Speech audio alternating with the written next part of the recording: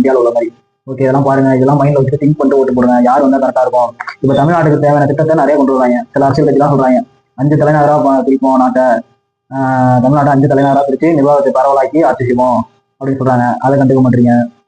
தூய குடிநீர், கல்வி, மருத்துவம் இது 3 இலவசம் சொல்றாங்க. அதை கண்டுக்க மாட்டீங்க.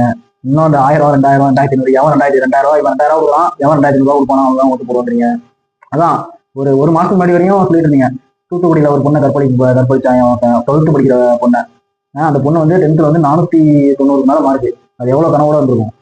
அந்த பொண்ணை வந்து அவன் எப்படின்னா, ஒரு வருஷத்துக்கு முன்னாடி தான் ஒரு பாட்டியை கற்பழிச்சுட்டு உள்ள போயிட்டு திரும்பி வெளில வந்திருக்கான். வந்த 2வது நாளே இந்த பொண்ணை கற்பழிச்சிட்டான். அவனுக்கு அவன் ஃபர்ஸ்ட் கற்பழி பண்ணும்போதே அவனுக்கு கடுமையான சட்டம் போட்டிருந்து அவனை சுட்டு கொண்டு இருந்தா அவன் திரும்பி அதை பண்ணுவானா? ஏன்னா யோசிச்சு பாருங்க. அதான் அந்த அந்த டயத்துல அந்த நியூஸ் வந்த போது எல்லாம் அப்படியே ரொம்ப இதா இருந்தீங்க.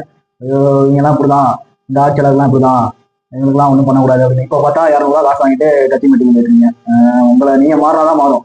இதெல்லாம் வந்து நீங்க தான் மாறணும். ஊழல் வரைக்கும் சொல்லிட்டே இருந்துட்டு நீங்க மாறலாம் எப்படி மாறும்? நீங்க தான் நம்ம ஓட்டை மாத்தி போடணும். ஓகே, இதெல்லாம் திங்க் பண்ணி ஓட்டு கொடுங்க. வருது ஏப்ரல் 23 எலெக்ஷன் வருது. மக்களை நம்பி தான் நிறைய பேர் நிற்கிறாங்க.